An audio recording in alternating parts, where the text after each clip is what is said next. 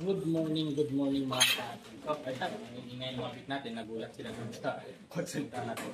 Ngayon po ay magbibigay sa atin ito sa Vitamin Pro sa ating mga alaga. Sila po ay ika-28 days na po dahil 16 po ngayon sa 18 ng October, iwawalay na po natin sila. Ito po, araw-araw po kami nagbibigay nito. Mula 5 days old hanggang sa 45 days old, araw-araw po kami nagbibigay ng Vitamin Pro sa aming mga piglets. Tingnan niyo po, quality yung katawan nila. At 2 days na lang, iwawalay na po namin ito. Ngayon, ang pagbibigay po namin ito, 11 na piraso po sila. 40 grams po ay sapat na po sa kanila o 2 sachet ng Vitamin Pro. Ito po yung laman niyan. 2 sachet nito ang ibibigay po natin. Ito po yung Vitamin Pro, mga ka-asenso. 2 sachet nito ay 40 grams po ang laman ito. Tutubigan po natin ito ng 12 liters. Nalagay po natin dito sa automatic nitubigan nila at iinumin po nila ito. Once na mag-ubos po nila yung tinimpla natin, plain water na po yung ibibigay natin. Dapat hindi po nauubusan ng tubig ng mga piglets dahil mahilig po ito uminom. At saka take note pag sagana po sila sa tubig, ang bibilis po nilang lumaki. Hindi naman po totoo na pag sobra sa tubig ay magbago sa ang dumi nila. Kaya lang po nagtatae ang ating mga piglets dahil po yan sa sobrang lamig. Yung tawag na scouring o nagtatae. Pero kung nagbigay po tayo ng anti-scouring po ay naiwasan po natin.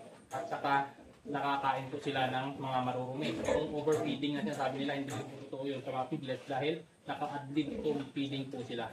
So hindi po doon ang dahilan yan, na magbasa ang kanilang dumi. Tiplahin na po natin dito. So sukatin po natin yung tubig para sigurado po tayo.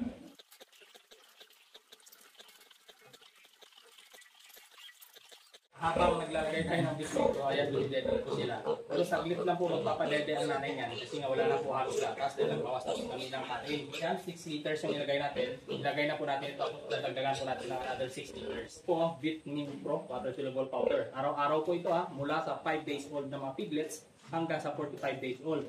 Pagka lagpas naman po nila sa 45 days old, every other day na po yan.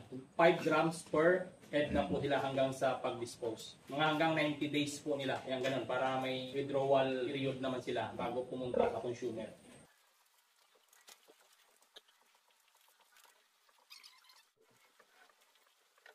Nasa 12 liters na po yan sa 40 grams ng Vitamin Pro. Dahil ang 5 grams po is 1.5 liters na po ang ating ibigay. Ganun po yung practice ko dito kapag sa mga baboy.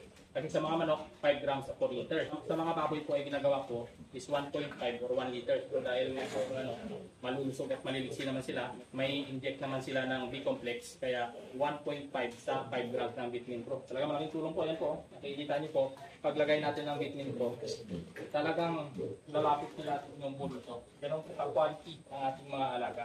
Alagang Vitamin Pro po yan. Lusog-lusog din sa feeds nila, early win immunobooster. 2 to 4 hours, mauubot na po nila ito. Pero 2 hours pa lang, wala na po ito. Maglagay po tayo ng plain water.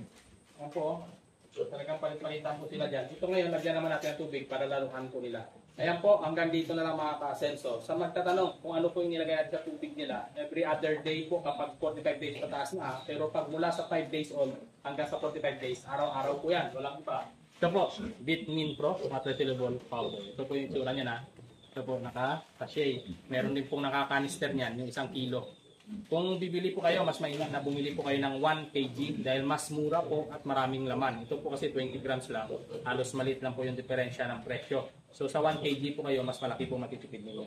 Saan po mabibili? Ayan po sa comment section. Ayan po, quality. Alagang Vitamin Pro. Ayan. Malaki kayo malusog. Ikaw, quality yung bigat, ilang kilo na? Mga nasa 10 kilos pataas na mga 13. Yan po nasa 28 days pa lang ngayon.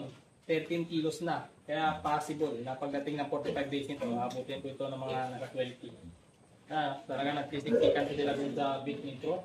Samantalang yung iba inaaway ng nanay dahil gusto kong dumede. Pero 2 days na lang, aawatin na po natin ito.